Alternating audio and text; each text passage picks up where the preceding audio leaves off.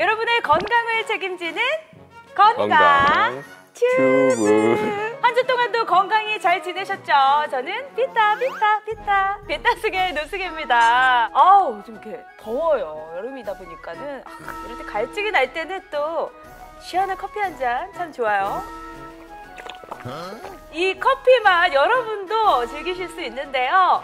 오늘도 역시 올드머그 5만 원 상품권 여러분께 다 쏘도록 하겠습니다. 우리 건강튜브의 오케이 매니저 모든 것들 오케이. 다 해결이 가능합니다. 치료도 오케이, 그죠? 증상도 오케이, 앞으로도 오케이, 계속 오케이입니다. 아니 근데 저는 가장 지금 부러운 게 뭐냐면은 한 10kg 정도를 감량하셨다 그랬었나요? 10kg 떼네요, 감량이. 네. 어떤 비결이 뭘까요? 몸을 많이 움직이고 좀 덜 먹게 되더라고요. 근데 좀 한 가지 부작용이 좀 있는 것 같긴 하네요. 텐션이 지금 다운된 게 아니고 너무 못 먹어서. 텐션이 좀 떨어졌나? 네. 혹시 병원에서 뭐 스트레스 많으신 거 아니죠? 스트레스는 뭐 그냥 늘 그대로긴 한데. 늘 그대로의 스트레스 유지하면서 네, 오늘 오케이맨과 또 어떤 오케이들을 할지 이야기 나눠보도록 하겠습니다.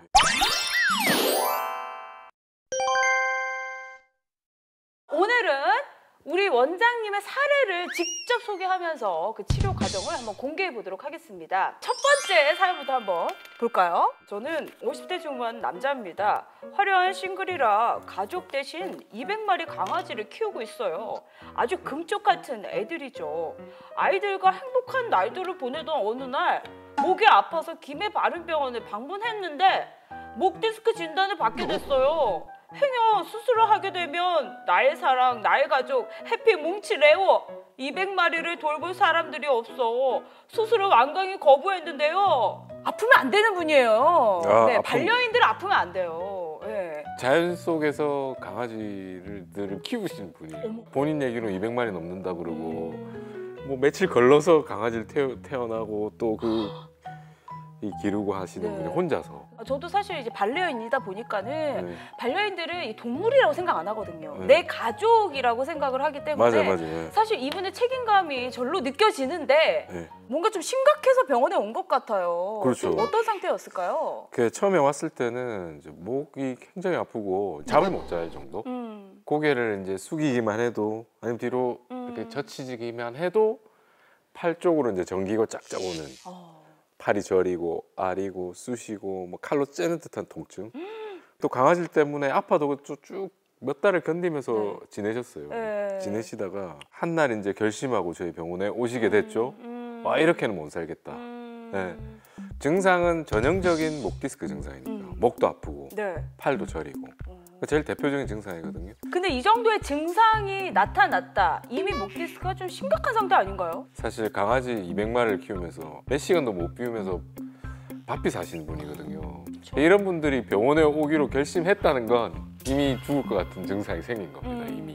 그럼 여기서 저는 이제 궁금한 게 있는데 그러니까 보편적으로 이제 목 디스크의 증상이 나타났다. 전조 증상이다라는 걸 알 수 있는 것들이 있을까요? 목이 좀 불편합니다. 좀 뻐근한 느낌. 뭔가 근데 좀 뭐 안 풀리는 느낌? 피로한 느낌. 목이 뭉치고 어깨 죽지가 좀 아프고 날개 죽지도 조금 뭔가 좀 뻣뻣한 느낌이 들고 그게 이제 초기 증상이고요. 증상이 이제 점점 심해지면은 뭐 빈도와 강도도 세질 뿐더러 이제 디스크가 더 많이 이제 뭐 터지거나 튀어나오게 되면 상지, 팔 쪽으로 증상이 나타나기 시작하죠. 어깨 쪽이나 이런 쪽으로 이제 방사통이라 그러는데 방사통. 저리고 아리고 뭐 쑤시고 뭐 땡기고 그런 증상들이 생깁니다. 때로는 위로도 간다면서요? 환자분들이 이제 이런 증상도 목 디스크 하는 게 있는데 이제 전형적인 게 이제 두통입니다. 두통 때문에 목 디스크 수술이라고 이런 기사 제목도 있으세요. 그 이제 목 디스크가 좀 오래되다 보면 이제 우리가 연관통이라 그러는데 이 목 주변이 아프다 보면 우리 쇠사슬 당기듯이 다른 주변 근육들이 다 아프게 되거든요. 그럼 두피 쪽이 우리 근육도 당겨지고 두피 주변의 근육도 뭉쳐지게 되고 그렇게 되면은 두피에 이제 통증을 느끼는 두통을 느끼게 하는 신경들이 쪼여지게 됩니다. 그로 인해서 이제 두통을 호소하시는 분도 계시죠. 이분은 너무 많은 일을 하기 때문에 이런 병이 왔을 수도 있겠다라는 그런 저는 의사는 아니지만 그런 추측이 들거든요. 현대인들이 사실 요즘에 뭐 나이와 그런 남녀 성별 상관없이 목 디스크를 상당히 많이 또 좀 안고 사는 것 같은데 그렇기 때문에 이렇게 전조 증상을 잘 알고 관리를 하면 또 좋아질 수 있기 때문에 사실 빨리 캐치해서 병원에 한번 방문해 보는 것도 좋은 방법이 될 수 있을 거라는 생각이 듭니다. 자, 그렇다면 이분이 이렇게 방사통이 굉장히 심했는데 과연 우리 이 강아지들의 아빠가 어떻게 좀 치료가 됐는지 궁금합니다. 의사 10명이 봐도 100명이 봐도 그냥 수술해야 되는 분. 그래서 수술을 권유드렸고 그제서야 이제 하는 얘기가 사실은 내가 수술할 수 있는 여건이 안 된다. 이 수술 안 하시면 이 팔을 뭐 거의 뭐 한 40~50% 확률로 팔에 마비 올 수 있다. 이 수술 하시는 게 좋을 것 같다. 어떤 방법이 있었을까요? 제발 200마리. 비수술적인 방법으로 신경치료를 해보자 해서 전쟁으로 치면 저희가 대포를 쏘아야 되는 상황인데 소총으로 어떻게 한번 해보자 그러면 소총으로 한번 우리가 전투를 치러보자. 네. 신경주사 치료를 꽤 하셨어요. 일주일 간격으로. 저희 예상과 다르게 하면 하실수록 증상이 호전이 보여요. 네. 지금 현재 치료한 지 한 2달 됐거든요. 네. 지금 기존 증상이 한 70~80% 호전돼 있습니다. 저는 잠시만요. 궁금한 게 그 네. 주사를 놓는 것만으로도 이미 탈출이 되어 있는 디스크가 어떻게 다시 이렇게 살아서 이렇게 집으로 돌아오는 건가요? 디스크가 튀어나오면 청소하는 세포들이 있거든요. 네. 그게 왕성해지나 봐요. 디스크 볼륨이 조금씩 줄면서 오. 우리가 솔직히 디스크가 좀 삭는다 그럽니다. 그러니까 뭐 우리 과일 깎아놓으면 오래 시간 지나면 말라 네. 비틀어지잖아요. 그게 좀 더 빨리 비틀어지신 것 같아요. 그래서 이제 신경에 주는 영향과 좀 통증이 많이 감소되면서 지금 어떻게 지내고 계시나요? 지금은 뭐 강아지들 잘 키우고 있고 이렇게 맨날 오시면 이제 새끼 낳았다고 보러 오시라고. 입양 받고 오셔야 될 것 같은 그런 생각도 좀 들어요. 입양을 나는 하고 싶은데 네. 집에서 못 하게 해서. 그렇죠. 집에서 뭐 또 네. 병원에서는 네. 내가 병원장이지만 또 집에서는 또 다를 수 있잖아요. 그렇죠. 환경이. 주는 밥 먹고 뭐. 네. 예. 이분이 그래도 이렇게 신경치료만으로도 상태가 호전됐다는 이야기 들으니까 좀 희망이 느껴지는데요. 그렇다면 목 디스크에 있어서 수술로 가지 않아도 되는 치료들, 신경치료 말고 또 어떤 것들이 좀 있을까요? 뭐 나을 때까지 참아본다. 그냥 자연적으로 남는 거. 참는 것도 일종의 치료가 될 수도 있습니다. 그냥 나을 수도 있으니까. 그렇게 되면은 병원 갈 필요 없잖아요. 병원에 오신 분은 그냥 참다고 오신 거예요. 이미 그건 참는 단계 넘어선 거고요. 거기서 이제 기본적으로 하는 치료는 이제 약물 치료나 물리 치료 뭐 하게 될 거고요. 네. 요즘 한방에 가시면 침도 맞기도 네. 하고요. 추나를 하기도 하고요. 신경 치료도 있고요. 도수 치료, 좀 더 전문적인 재활 치료도 있고. 그 단계에서 이제 치료가 안 되면 이제 다음 단계는 수술은 아니지만 이제 저희 병원에서 하는 시술이 있습니다. 네. 바늘을 집어넣어서 카테터를 집어넣는다든지 뭐 고주파로 디스크를 응축을 시킨다든지 뭐 그런 신경 성형술이라 하고 뭐 고주파 열치료술이라 하고 뭐 그런 여러 가지 시술들이 있거든요. 네. 디스크 환자 10명 중에 거의 8, 9명은 그 단계에서 이제 치료가 되시는 것 같아요. 증상이 100% 말끔해지신 분도 있고 아니면 증상이 좀 남더라도 뭐 살아가는데 큰 지장 없는 단계. 치료가 네. 됐다는 말은 결국엔 증상이 호전됐다는 의미가 되는 거죠. 그렇죠. 예. 네. 네, 그렇게 지내시는 게 대부분이고요. 근데 한 명 정도는 뭐 처음부터 바로 수술해야 되는 분도 있고 네. 아니면 이것저것 다 해보고 뭐 진짜 뭐 신통방통하다는 약도 다 먹어보고 했는데도 안 돼서 결국은 이제 한 명 정도는 수술까지 가게 되시죠. 자, 이렇게 뭐 목 디스크, 뭐 디스크라고 하면 일단은 굉장히 무섭고 어떤 식으로 치료가 되는지 몰라서 너무 헤매시는 분들이 많이 있는데 이렇게 병원에 와도 단계별로 치료가 이어지기 때문에 너무 겁먹지 마시고요. 예. 수술이 필요하셨던 분도 이렇게 시술적 치료만으로도 또 호전이 되기 때문에 너무 겁먹지 말고 병원에 가서 저는 이렇게 좀 진단받고 치료받는 거를 권해드리고 싶습니다. 병원 충이에요. 제가 조금 아파도 달려가고 이러거든요. 자주 체크해 보는 거는 절대 나쁜 게 아닙니다. 정말요.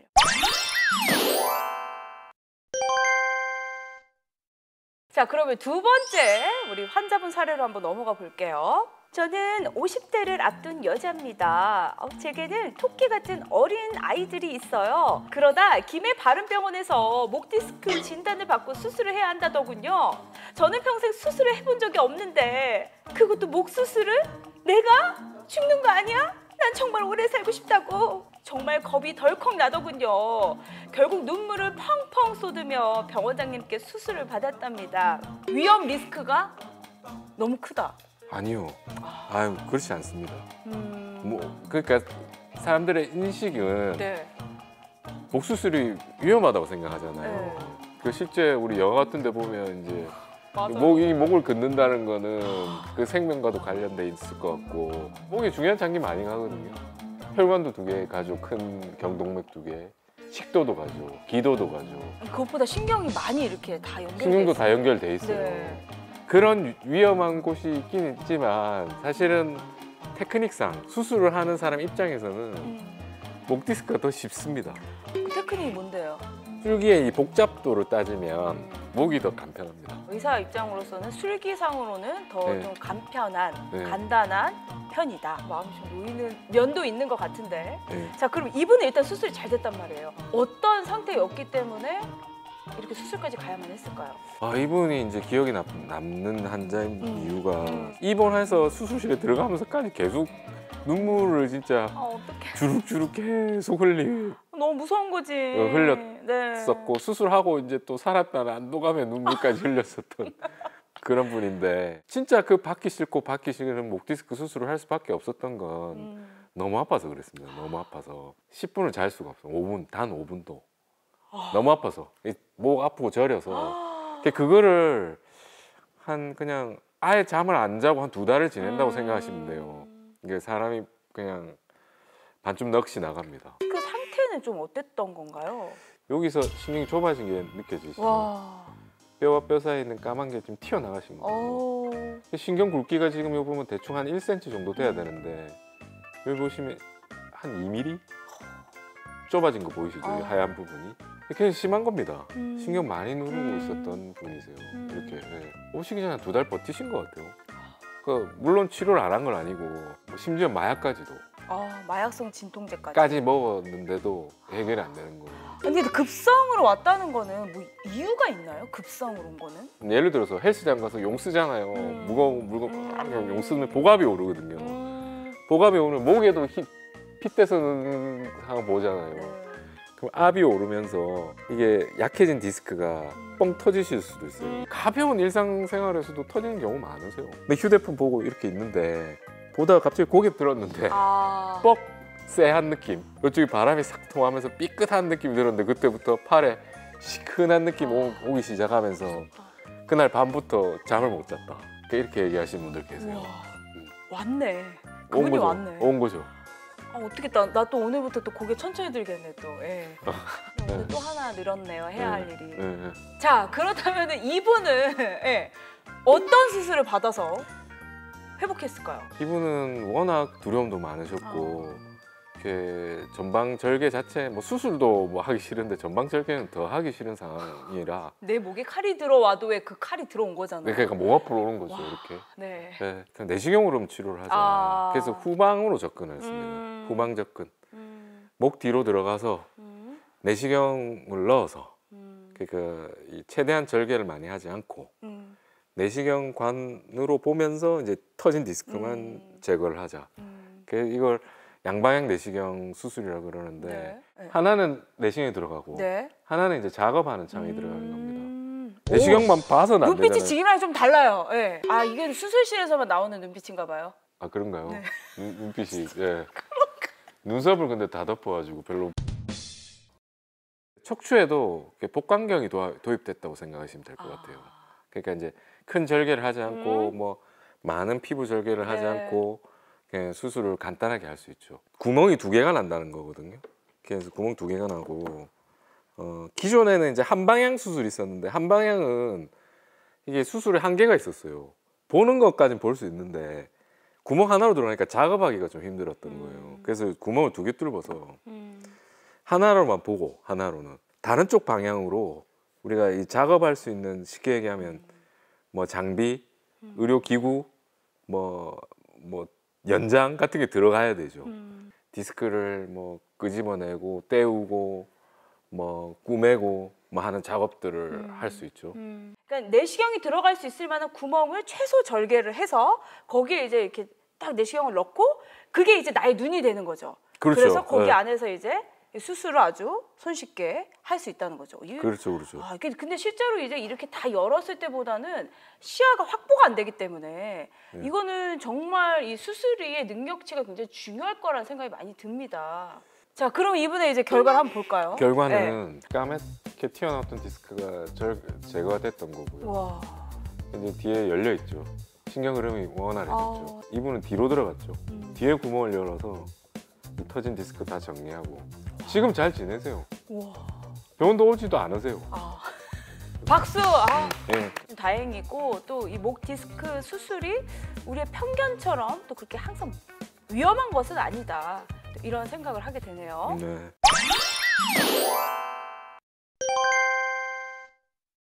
세 번째 환자분입니다. 저는 50대 초반의 남자입니다. 직업은 트레일러 운전을 해 장기간 운전을 하는 게 일상이죠.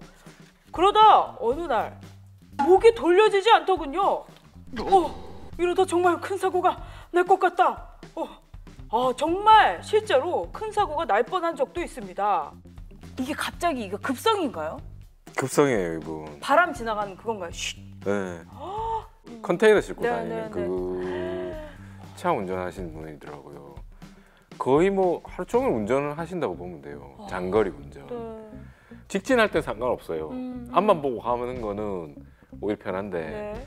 이제 큰 차들이 보면은 앞만 보고 가진 않잖아요. 커브도 틀어야 되고, 그렇죠. 그 뭐 뒤에 후진도 해야 되고, 주변에 사람은 있진 않는지 없는지. 요즘 보면 TV 프로그램 보면 한불리나 이런 거 보면 그렇죠. 어이없게 막 큰 차들에 사람 깔려 죽고 뭐 그런 사고들 보잖아요. 근데 이분이 그게 안 되는 거예요. 목 디스크가 있으니까 갑자기 급성으로 터졌고 목을 돌리려니까 못 돌리겠는 거예요. 운전을 할 때 진짜 근데 이렇게 많이 살펴야 되니까 그러니까 큰 차는 더 하죠. 돌리질 못하는 거예요. 그냥 못 돌리는 게 아니고 조금만 돌려도 이제 팔에 그냥 100만 볼트 전기가 쫙쫙 흐르니까. 수술을 한 이분은 건가요? 사실 네. 처음에 시술했습니다. 디스크가 이렇게 터져 있는 게 보이죠. 아까 그 애기 엄마보다는 좀 덜합니다. 네. 좀 그래도 신경이 쭉 보면 좀 있잖아요. 살아 있잖아요. 그 수술하고 이제 없어진 장면인데. 우와. 시술을 뭐 어떤 걸 했을까요? 시술을 이제 신경성형술이랑 고주파열 치료술이라 해서 두 개 동시에 했거든요. 동시에 하고 시술하고는 바로 좀 낫다 그러시더라고. 그래 가셨고 일을 또 바로 하셨나 봐요. 네. 그 질로 바로 또 차몰고대 가셨나 봐. 일을 계속 하셨나 봐요. 그러고 나서 그동안 바빴는지 한참 못 오시다가 한 2주인가 돼서 오셨어. 영업문을 박차고 들어오자마자 그냥 아씨 왜 아프냐고 네. 안시랑 빼는데 시술로는 해결될 디스크가 아닌 것 같다. 그렇게 해서 이분도 결국 전에 애기 엄마처럼 양방향 내시경을 하게 됐습니다. 그래서 결론적으로는 양방향 내시경 수술을 해서 네. 아주 깔끔하게 호전이 된 거네요. 깔끔됐죠. 디스크가 있던 게 이제 거의 좀 없어졌죠. 신경이 좁아져 있다가 넓어진 게 보이죠. 제 속이 다 아주 그냥 시원합니다. 이렇게 그- 물이 이렇게 막 막혀 있다가 뻥 하고 호수가 나가듯이 물이 네, 네. 예, 그런 느낌이 들어가지고 아우 참 다행이네요. 이게 시술로서 치료가 안 되는 분도 있다고 또 앞에도 말씀을 해주셨는데 결국에 네. 이렇게 또 수술까지 해서 호전이 된 상황을 볼 수 있었습니다.